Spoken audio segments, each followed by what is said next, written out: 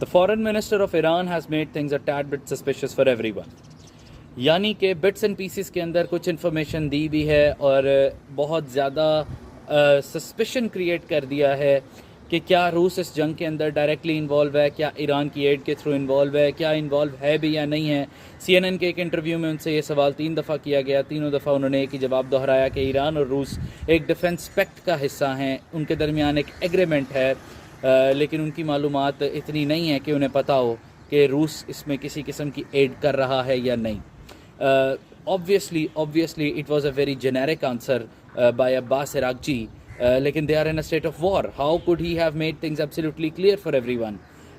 Technology wise अगर देखा जाए, जिस किस्म की स्पैमिंग स्पूफिंग से काम लिया गया है, कुछ जो अदाद शुमार हैं वो चीन की तरफ इशारा करते हैं, कुछ जो एनालिस्ट हैं वो रूस की तरफ इशारा करते हैं, but somehow both of these nations are involve with Iran during this war with America and Israel.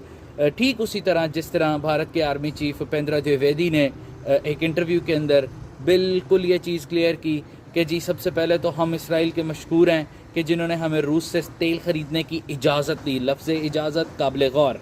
और उसी तरह के जब तक ईरान का जो नेवल शिप है वो इंडियन वाटर्स में था, it was well protected, it was under custody, it was under total protection, but the moment came where it crossed the Indian waters, we had to give its location to Israel because of our defense agreement, because of our naval agreement.